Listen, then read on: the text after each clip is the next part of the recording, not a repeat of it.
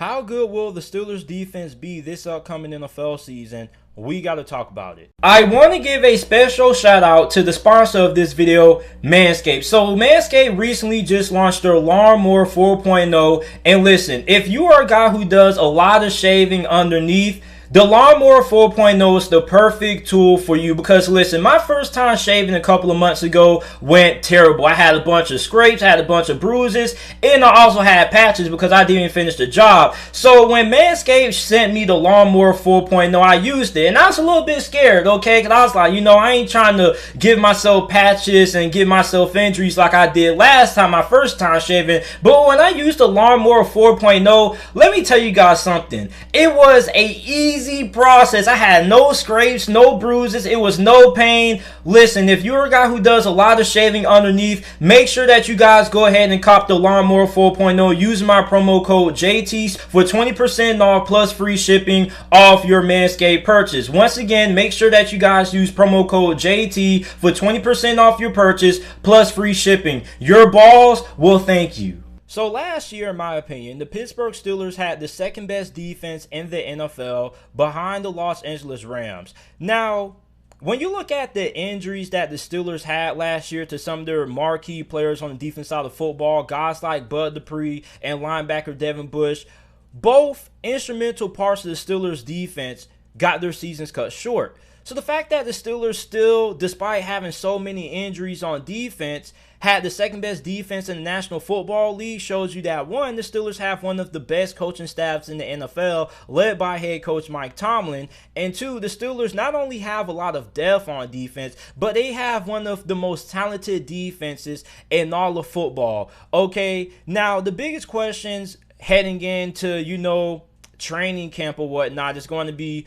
one, who's going to be the guy to replace Bud Dupree? Now, Bud Dupree got his season cut short last year, and he was basically playing on the franchise tag, so he ended up signing with the Tennessee Titans in free agency. So now you're looking at Alex Highsmith.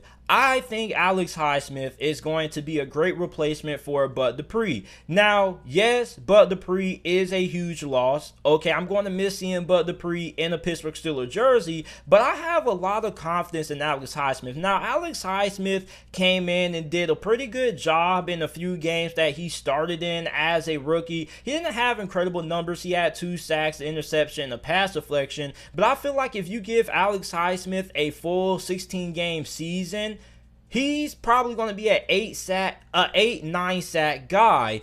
And the Steelers' pass rush should never really be a question mark. When you look at how good the pass rush has been for Pittsburgh over the last 4 to 5 years, the Pittsburgh Steelers have been top 10 in the NFL in sacks. So pass rush should never be an issue, okay? And on top of that, people are like, well, JT, Alex Highsmith is going to have a lot of pressure on him to produce because TJ Watt is going to be double teamed. Who else is going to be the next guys to get pressure on the quarterback? Like, I don't know why people think that the Steelers defense is just so carried by TJ Watt, which TJ Watt does have a really big part in the Steelers defense because he's one of the best defensive players in the NFL. But at the same time, a lot of people don't know about guys like Stephon Tuitt, who's coming off a career season in 2020 after missing the majority of 2019 with a season-ending injury. Stephon Tuitt had 11 sacks last year.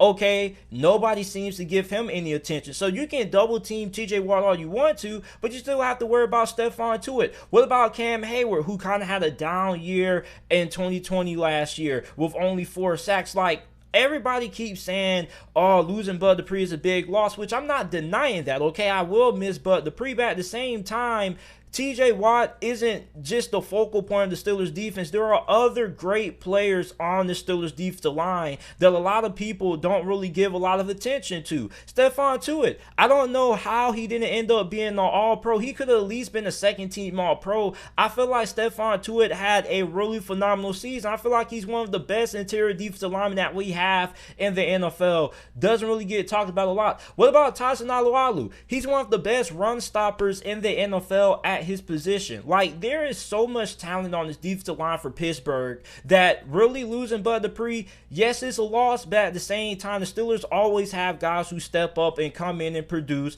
at pass rush when it comes to this defensive line. Pass rush is never really a big concern for Pittsburgh, and I don't expect it to be a concern this year. Now, when it comes to secondary, you do have two positions of concern when it comes to cornerback. First, who's going to be your cornerback number 2 on the opposite side of Joe Hayden? Because Steven Nelson was released. He asked for a trade through the midway point of free agency. Now, a lot of people are speculating that he got released due to salary cap concerns, but a lot of people, there's a rumor out there that's saying that Steven Nelson was told that he was going to be in a competition for his starting cornerback role between him, Cameron Sutton, James Pierre, and Justin Lane, and apparently Steven Nelson rumoredly didn't take too kindly to that, so he asked for a trade. The Steelers couldn't find a trade partner, so they had to release him. Now, I don't know if the rumor about, him not wanting to be in a position battle is true or not. Like I said, that's just speculation. That's just a rumor. But all we have now is a question mark at who's going to be starting at that second cornerback spot on the opposite side of Joe Hayden. Now, I don't really think there's going to be a drop-off in production when it comes to that second cornerback spot. Like, Steven Nelson was really good for Pittsburgh. Like, he was like a top 20 corner during his time in Pittsburgh. But you also have a lot of depth there. You have James Pierre, you have Justin Lane, who I've really been excited about. I've been dying to see Justin Lane really get his number called since we drafted him out of Michigan State a couple of years back. This is his chance now to end up becoming that starting cornerback.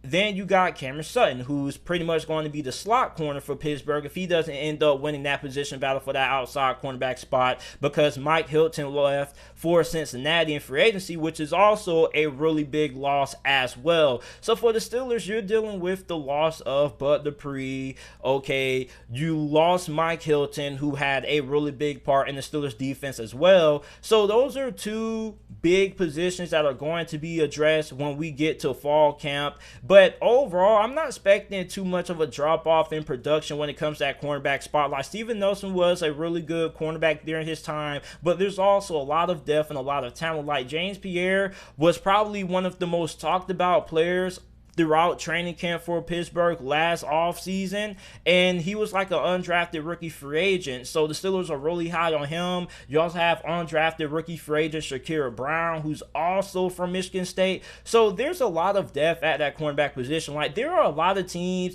that would wish they could have the depth and talent at cornerback that the Steelers possess. So then you have linebacker. So linebacker, you lost Devin Bush, and Robert Spillane came in and was phenomenal. In terms of, the expectations that Robert Spillane had, nobody was really expecting too much. Like, I was like, okay, we're starting Robert Spillane. Don't really know who the heck this guy is. We're probably going to be trash at linebacker. But Robert Spillane was really good. He won the Steelers a couple of games. As a matter of fact, when you look at that big play that he had, stuffing Derrick Henry pretty much inside of the goal line, like, that was a really big play. Like, Robert Spillane made a lot of big plays for Pittsburgh. And if you're asking me, Robert Spillane probably could be a starter on a handful of NFL teams right now that have questions and concerns at linebacker. So you have Robert Spillane, you have rookie out of Texas A&M, Buddy Johnson, but I'm really excited for the return of Devin Bush. Like, I feel like Devin Bush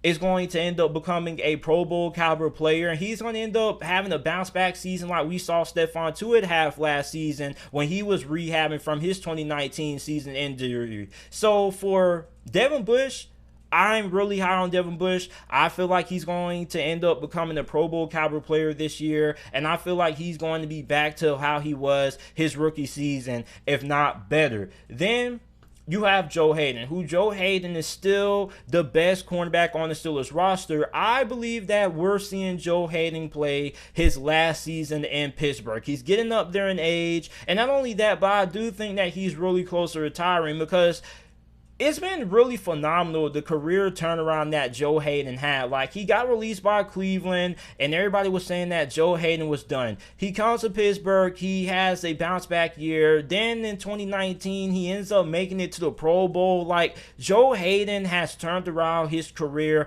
in Pittsburgh, and I hope that he can still play at least 2 more years at a high level. But if we're being realistic, getting up there in his 30s, I think it's only a matter of time that we see Joe Hayden return retire sooner rather than later, or we could see Pittsburgh let him walk in free agency because of how much talent and how much depth Pittsburgh has at cornerback. Then we get to the safety position. You look at Terrell Edmunds. Terrell Edmunds has a really big make-or-break season looming. And it's weird because the Steelers declined his fifth-year option coming off his best year. And Terrell Edmunds gets a lot of scrutiny, a lot of criticism from the Steelers fan base because he was a first-round selection. He hasn't really played at the elite level that you expect out of a safety, which I do agree. Like, when you draft the safety in the first round, you're looking for a generational talent. Guys like Derwin James, okay? You look at guys like Minkah Fitzpatrick, who was also drafted in the first round. When you draft the safety in the first round, he's supposed to be a game changer. And we really haven't seen that out of Terrell Edmunds. He hasn't really been a game changer per se, but he has been really good. He had a really good year. Like, Terrell Edmunds has improved every single year. And I don't think enough Steeler fans recognize how much Terrell Edmunds has improved and how good Terrell Edmunds is. Like, I know he was a reach, you know, where in terms of where Pittsburgh drafted him, but at the same time, he still has been really good. But I understand why. When you draft the safety in the first round, you're not looking for really good. You're not looking for very good. You're looking for great. You're looking for elite generational talent at that safety position, which is something that we haven't really seen Terrell Edmunds become yet. But I do feel like with the improvement that he's made coming off his best career season 2020, he could be out for a Pro Bowl caliber season in 2021. Then you have Minkah Fitzpatrick. I don't really think I need to spend a lot of time talking about Minkah Fitzpatrick. We know that he's the best safety in the NFL. Yes, I am being biased. Yes, I do believe he is the best safety in the NFL. I believe that he's better than any other safety that you match up against them. Their resume doesn't stack up to Minkah Fitzpatrick. Minkah Fitzpatrick is probably going to cash out. He's probably going to become the highest paid safety in the NFL next year, and I have no problem with it. Like, Minkah Fitzpatrick has, like, really elevated this Pittsburgh Steelers defense to another level. When you look at what the Steelers were dealing with at safety position before the arrival of Minkah Fitzpatrick, the defense was top 10.